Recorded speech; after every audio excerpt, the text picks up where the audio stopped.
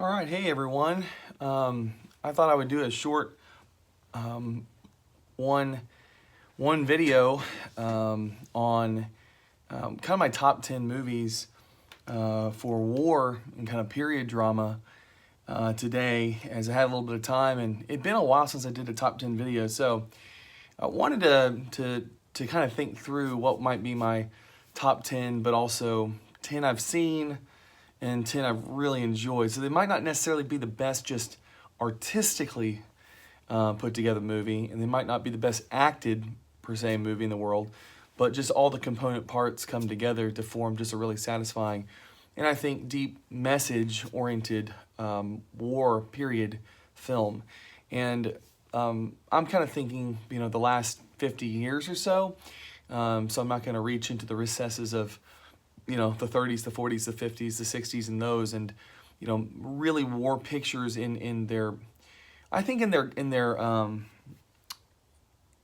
consciousness today really come from the 70s and on. And so I thought I would just talk about those that maybe more familiar with, even though I'm sure there are other movies that are older that are very good, and I've seen a few of them. But my familiarity is from about the 70s and on, so there's going to be where I'm pulling from for my top 10. And I will in the middle stop and just share a few movies that are good, but didn't make my top 10, and reasons why, maybe a few.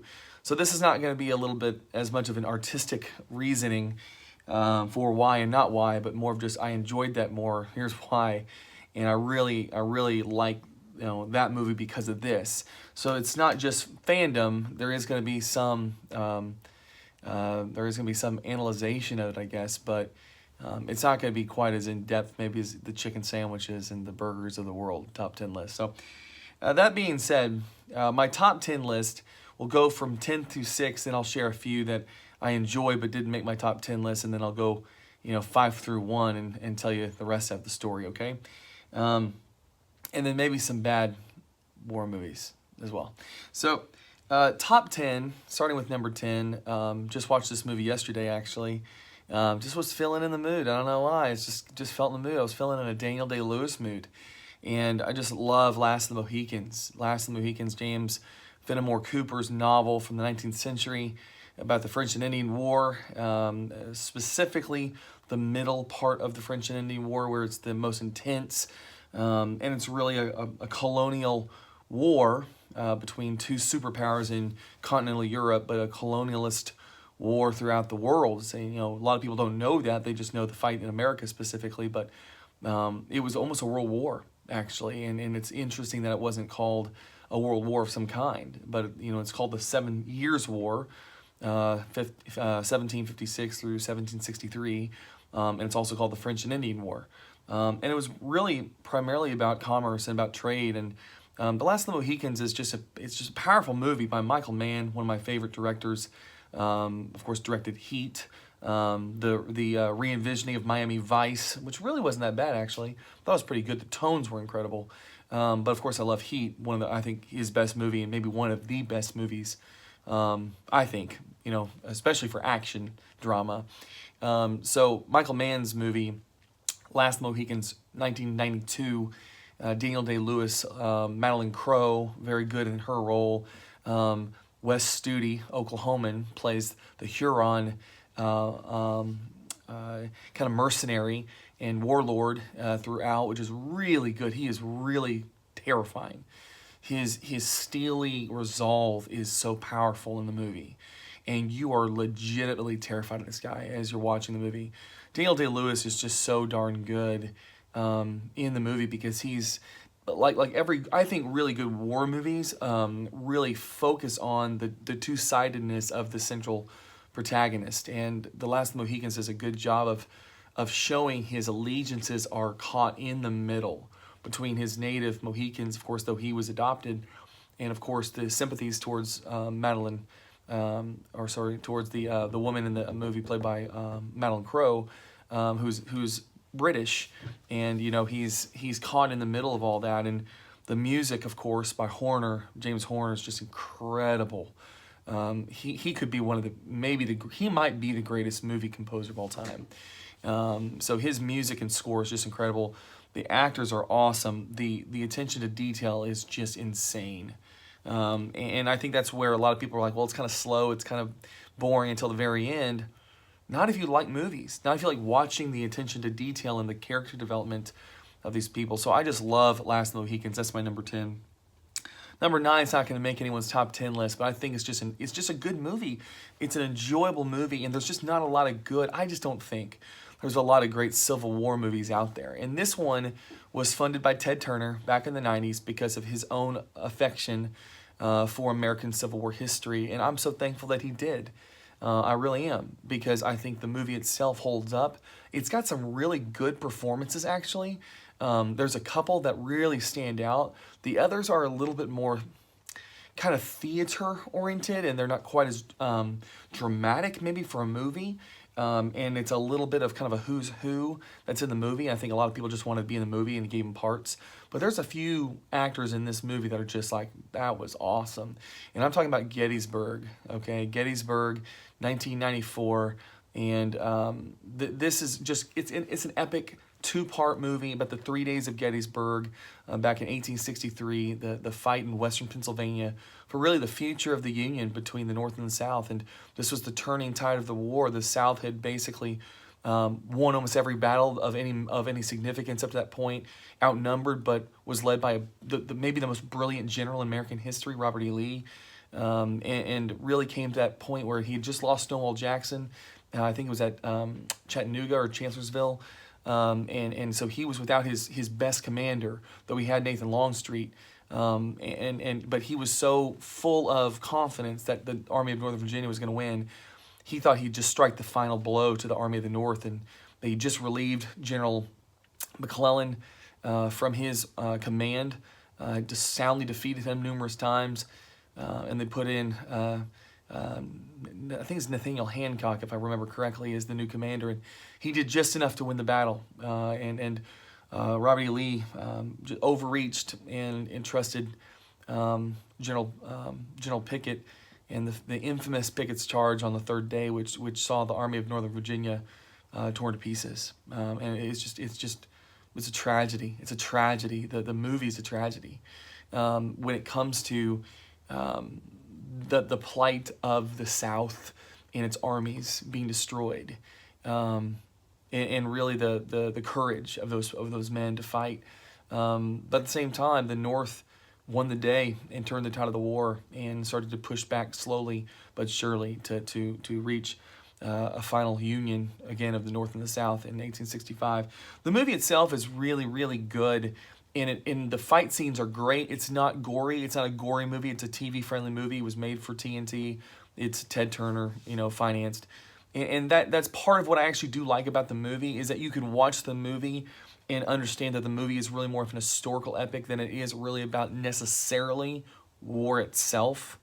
The movie is not going quite as deep in any sense as these other movies on the list, but it's really telling the plight of the generals in the battles, and I like that a lot. And it spends a lot of time on the second day, of course, highlighting really, I think, the best performance, maybe the second best performance of the movie, and that is none other than Joshua Chamberlain is the general. Of course, he's played by Jeff Daniels, and Jeff Daniels, of course, just the later that year plays in Dumb and Dumber, So you're like, what is this, And so Jeff Daniels is awesome in this movie. He is so good, very committed. He really sucks you into the 20th Maine and that regiment that holds the line on Little Round Top. And it's just an incredible number of scenes. That the movie itself is worth watching for that successiveness of scenes, I think, because that's the movie to me. The other great acting job is Stephen Lamb, I think is his name, as General Pickett, and he is dynamite in this movie. He is so darn good, and he is a professional theatrical actor. I mean, he's the creme de la creme, and his part is perfect for that, because his part's not action oriented. It's really this dramatic character building set piece that he has, especially towards the end of the movie. And just for Pickett and Lamb's character, okay, and Joshua Chamberlain, of course, played by Jeff Daniels. Just those two guys and those two scenes are worth the movie, and it's about 4 hours long. So number 9 is Gettysburg. Number 8 is going to get some pushback because most people have only seen the theatrical release. They've not seen the director's cut of the actual full movie, and they don't really appreciate, I think, how good the movie was because it was just too long for a theater, which is a bummer. But I would put as number 8 Kingdom of Heaven, 2005 with Orlando Bloom, though Orlando Bloom might not be the most convincing action hero, but the movie is a set period piece that's a war movie. But there is, of course, the religious context in the Crusades, between the Christians, right, or whatever, the Catholic Church, and of course the Muslims and the taking over Jerusalem. And I really love this movie. I think, again, it captures the epic really, really well. And epics just are not something people can afford to make anymore. There's not, I guess, a public appetite for them. But this is a true epic. And it's got Liam Neeson in it. It's got some really good other performances in this movie. And if you watch the director's cut, I think you're going to appreciate how intricate this movie is. And it's really very good. Honestly, I think Orlando Bloom is very good in it. I think he does a really good job, and his character, he's a romantic-looking guy, and I think he does a good job of not making that the focus. He's not focusing on his looks and trying to make this kind of this romantic piece. He really does a good job of focusing on the action and the drama, and I think that the acting is really good, actually, in this movie. I think he does a good job. He's not the most action-oriented hero, but he's still very good, and I appreciate that about him in this movie. And the movie itself, I think, this is really one of the Ridley Scott movies that just I wish would kind of get its full due. He's got some movies, in there like Robin Hood and some others that just fell short, and it stinks because I love his ambition. When you watch a Ridley Scott movie, you're so thankful for the ambitiousness of it. Prometheus and Alien. There's just so much there. Black Hawk Down. You're just so thankful for the ambition of the movie. This one I think reaches the ambition if you watch the director's cut. So Kingdom of Heaven, number 8. Number 7 is not a super popular movie, and it came out a few years ago, back in 2006, but it is powerful. It's a powerful movie, and it's a kind of a docudrama almost in a way. There's more of a documentary feel to it, though it truly is a drama, and I would say Letters from Iwo Jima. And as a fourth Japanese myself, I've always been attracted to the history of the Pacific Theater in World War II, and Letters from Iwo Jima takes the perspective of the Japanese. Of course, it's the second half of Flags of Our Fathers from 2005, Clint Eastwood's movies, where he's trying to show the two sides of the same battle from two different perspectives. And I so appreciate that. There's so many movies that only take a nationalistic perspective from just who wins the battle, or from, of course, an American perspective.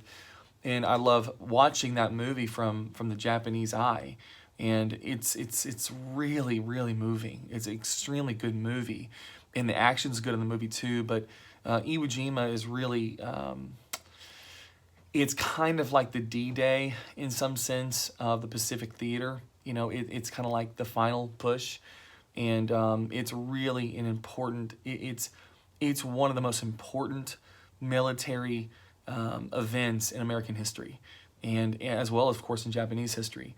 And to see it from a Japanese perspective, taken care so, I think, well, it's just an important movie to watch. It's very, very good. I watched it 2 times in a row. It was so good. And so Letters from Iwo Jima, 2006, that's my number 7. And then number 6, and we'll stop and we'll want to say, hey, here's some good movies, but they didn't make a list. Number 6, I want to put it higher, but it's almost a little too new for me to put high. But it's so darn good that I want to put it higher. And there's a few things that hold it back, and I'll tell you in a second. But I put as number 6 Hacksaw Ridge. Hacksaw Ridge from 2016, and it's the Mel Gibson movie. And it's powerful. It's a powerful movie, I think, because it really takes a new approach to the war epic. It comes at it from a different perspective, and I think that's what makes it so unique, because it hits on everything that more of these modern movies hit on, that I'll talk about a little bit later. it gets to the heart of the hell of war, and the depravity of man and those things. But what I love about this is it takes it from almost an innocent perspective of someone who is a pacifist, and someone who takes the role of a doctor and a medic in the war as an Adventist, okay, which is we would say historically is not a Christian, but is very close to what we believe as a Christian. And so he is an Adventist who takes a pacifist perspective on war, does not touch a gun, does not lift it, does not shoot it, but yet participates in the battle as a medic. And Mel Gibson, being someone who comes from a very unique, somewhat radical, I think, actually, Roman Catholic perspective on things, kind of a fundamentalist perspective almost in some ways, he really shows forth this person in a kind of a Messiah figure. Again, apart from that being a little bit of a drawback to me, which I think it is, it's an over religious dramatization, I think, to some degree. But it captures the uniqueness of who's really participating in this all hell on earth battle, okay? And of course, I think this, if I can remember correctly, this is the Iwo Jima battle that it focuses in on. It's the Pacific Theater. And it's just an incredible movie. Andrew Garfield does just an awesome job. He is so good in the movie. He's one of my I really like him as an actor. He's very versatile. He's done so many things, from his movie in Silence to, The Amazing Spider-Man to this. I mean, he is gifted. He is a gifted actor. And so I love just how he draws you in to this conviction as if it's your own. And so it's a very moving, very powerful, and I think it speaks beyond that too, to the theater of war as well. And so it's a powerful movie. It's a very, very good movie. And so what are some movies that didn't quite make, the top 10, of my list that but I still think, are good movies? I think there are a few movies that are really well known from the 70s and 80s that didn't make my list. I think they're great war movies, but it's hard to enjoy them, because while they're so artistically and thematically important, it's hard to say I enjoy those movies. I would say that is the semblance of Full Metal Jacket, right? I think of that movie. I think of, to some level, Apocalypse Now. There's, to me, as great of a movie as that is, and historically received as that is, I like a different couple movies' take on it, personally, more. And so, again, this is not a list of the greatest top 10 movies of all time. It's more of these are my top 10 movies I enjoy, okay? But they're good movies, but I don't know if I can include them in my top 10 list, because they're really more flashpoint, anti-war sentiment movies that you need those, right? But for me, I don't like a movie personally that just makes its tone and theme an anti-war political tone. I think war, that's a big part of it. That's a huge part of it. But for me, I think it goes deeper than that. And I appreciate some other directors' takes on that, in the same kind of time periods, a little bit more. And so I'd say that. Another movie, some other movies that don't make it in that I think are really, really, really good. 1917 is an incredible movie. Sam Mendes, and the cinematography of the one uninterrupted shot it's like this invincibility, thing that the cinematographer had of just, it builds the tension, keeps the tension, sustains the tension. You just never know what's going to happen as they span, from one to the other, with this, unending cinematography. That's a beautiful movie and a powerful movie. I really like Dunkirk. I think Dunkirk is a very, very good movie, about the tragedy of Dunkirk in a lot of ways, and the tragedy of the English army. I think that's an incredible movie, but it didn't make my top 10. Again, there's other movies I think I just appreciate a little bit more.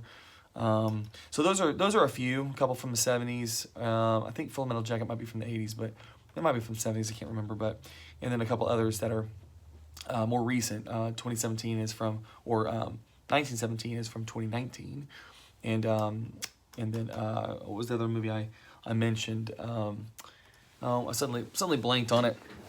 Dunkirk. Dunkirk, I think, is from 2014 or 2015, 2016, somewhere a few years ago as well. All right, so be a little quicker on these last five and then kind of slow down on a few of them. But number five is, it's got to be in the top five no matter what list you have. It's Saving Private Ryan from 1998.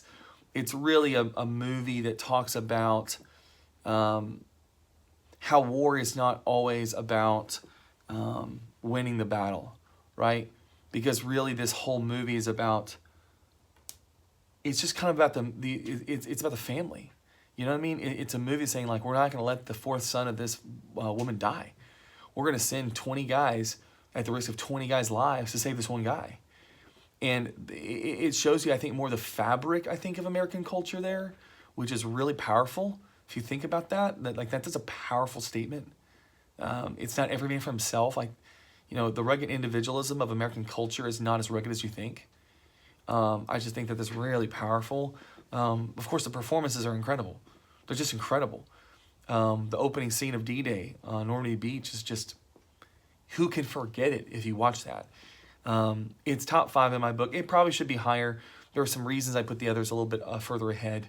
But I think the uniqueness of Tom Hanks leading that company to go get Matt Damon's character, and the sacrifice of the American people in World War II, it just stands as a symbol for all of that, and it's extremely moving, and you know, it's just like, you don't think about the family fabric as you see the men go into battle, and it reminds you of the true connectedness to the family fabric of American culture. And that war is not just about winning the battle, it's about keeping the integrity of life. And I think that's what the movie is so powerful about, is because it's showing that they're going to battle to keep intact the integrity of life as we have it, and not allow this dictator and this evil incarnate to take over the world. And I think that's why the movie is just so darn powerful. It's just so good. So number four is not typically thought as a war movie, but it is. It's a period piece in a war, and it's a drama, maybe more of a traditional drama movie with war instead of war with drama. You know what I mean? But I can't shake how powerful that movie is. And I've got to put it on my top five here. It's Dances with Wolves, 1990. Kevin Costner, really I think his best movie. And I don't know if a lot of people would disagree with me about that, if they really thought through it. But Dances with Wolves is kind of like, you know, he directs it, he stars in it. It captures the West in such a unique way as a frontier that it really is. It's a white man encountering the true natives of the country and questioning what he's about. You know, what am I really here for? What am I about? And it's a transformation from the opening scene where he's, you know, running through free, you know, giving himself up to die, and then finds himself luckily alive, and he gets shipped out to this, you know, this one room fort on the very edge of Wyoming or whatever it is out there, and meets the Lakota Sioux, and it's just an incredible. I've probably seen the movie 20 times. It's just an amazing movie, and the movie being called Dances with Wolves after who he is and represents to the Lakota is just it's just an incredible movie, and the American Indian actors that are in the movie are just rich and moving and powerful. It's a unique kind of one-of-a-kind movie. It really is. You know, Wes Studi's in this one too, I think. So very, very, very good. He always plays the villain, you know. So Dances with Wolves, number four. Number three is the movie I went with over Apocalypse Now and Deer Hunter and these other kind of very anti-war movies.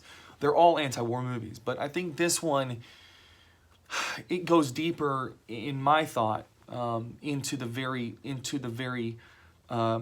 heart of the makeup of the insanity and the insomnia and the craziness of it. And it's a Platoon, 1986, Oliver Stone's movie, and most people would say this is the first director who experienced war that made a movie about Vietnam, and it's amazing, and really the Charlie Sheen character kind of juxtaposed with William Dafoe, Tom Berenger, with all the other great actors in the ensemble. I mean, Bill Paxton's in there. There's all sorts of incredible guys in there. It's amazing. And of course, the focus being on war is hell, and war is irrational, and war is destructive, and war is like, a break with your own psyche. It's deranged. It's insane. Who can you trust? Who's on your side? And it really does a good job of doing all that while it's showing you also a modern war picture. And it does not hold back on the tragedy. And I think that's what moves it. I think the only one quibble I would have with the movie is that it really misuses Adagio for Strings at the end of the movie by Samuel Barber, which is really what, in many ways, it made famous. Adagio for Strings is a piece, a string orchestra piece written by Samuel Barber, who is a neo-romantic composer, American composer in the 1920s, specifically at the height of his kind of stardom. And this is an incredibly beautiful, haunting piece. It's not really meant for a war epic. And I think it was misused there, and it was created to be only this tragedy. The piece itself is not a tragedy. The piece itself is a hauntingly broken yet hopeful elegy. I've played it about 10 times in orchestra, so I know. And so it's a misused, misappropriated piece. It would be like using a famous rock song into a cartoon. It just doesn't match up. And so it's a misuse there. However, I appreciate the movie so much. I really appreciate William Dafoe in the movie. It's powerful stuff. Very, very good movie. So number 3, Platoon. Number 2, I do think just as a standalone movie, by itself, and in distinction from the first one, which is it's a movie, but it's more of a mini series and kind of a long epic movie than it really is a movie. But as a standalone movie, I think it's the greatest war movie that's ever been made. And I don't think I'm alone in that. So I put as number 2, Terrence Malick's The Thin Red Line, 1998, starring Sean Penn, Woody Harrelson, Adrian Brody. Who else is in that movie? Nick Nolte. There's just actually Jim Caviezel. It's just an absolutely incredible movie. And what makes the movie so good is that it goes beyond just war, shows that there is the depravity in man, that humanity is corrupted from the inside out. It's just not behavioralism. It's deeply entrenched in the heart. The heart of man is broken. It's in many ways, a lot of movies that are war epic movies are based on The Heart of Darkness, that novel in 19th century, Huxley's novel, I think. Heart of Darkness. And this movie is similar to that, but it takes it another step. It really creates a separate, bigger vista that the other movies tend to fail. So most war movies are existential in character, meaning, who you are and who you think you are, there's a tension in between that, right? And there's this existential dread of what's out there and who am I, and those are very, very well-developed themes in modern war pictures. What this movie does so much better and goes beyond that is it shows that war in itself and the human heart is at war with nature. It's at war with the whole creation. It's actually doing violence to the creation. It's doing violence to the world. It's a heart of darkness that's also spewing darkness all over the created order. And so it really is taking a second step towards look at the destruction that we're doing, not just to one another, but to everything here. And I think that's what makes the movie so rich, that it goes beyond just the existential theme into the cosmic dimension. And it also, of course, it has, a cast of all stars, right? And Malick comes back with a tour de force as well. So I think it's probably the best standalone war movie that's ever been made. It's a masterpiece. And, it was also snipped down and cut down a ton too. It's well and widely known, so you can also watch the director's cut of that too. I think the absolute best movie, though it's really more of a mini-series, is Band of Brothers. 2001, HBO put this together, 10-part, Tom Hanks, Steven Spielberg. I've seen it 8, 9, maybe 10 times all the way through. Cannot not be moved by it every time you watch it. And I think what makes this mini-series so incredible is just what the title says. It's this brotherhood that it shows is at the fabric of our DNA. It's not just, you know, immersed in war and then, you know, met out through conflict. But I think it shows that in our DNA, we are to be a community. Humans are. And unless it's forged through sacrifice and death and life, it never happens. And not only does it have this historical piece so beautifully done, not only does it have the action piece so thoroughly well done, the interviews, man, I mean, just, it's incredible that they interview these guys. They don't tell you who they are till the very end. And it's like all the people you've been watching. It's just, it creates such an emotional, rich connection to the characters that, you know, only a genius like Steven Spielberg can do, you know. And just, it really just brings the power of brotherhood and sacrifice and what forges what I think we are made to be, a community, a person amongst people, and a person that finds a personhood amongst others, not just in self. To find personhood in self is to be not a person. And so I think that just that miniseries, it's really a collection of 10 movies. It cost it cost like 10 movies. Is just incredible. And I would also say the Pacific, while I don't think it's in the top 10, it's not quite as good. I think it's still extremely powerful. But I still think Band of Brothers is the best one out there. So I hope that you find that helpful as you look for maybe some great movies to watch that are wartime epics, dramas, and it's kind of a little bit of everything. What are some terrible war movies? I'll just be quick here. Starship Troopers. Okay, so if you want to watch a terrible, terrible, terrible war movie, go watch Starship Troopers. You know, and where they destroy the bugs on the alien planet that come and you know, steal a bunch of people away, and it's just it's cartoony and it's foolish and stupid, and it's meant to be that, but it's also a war movie.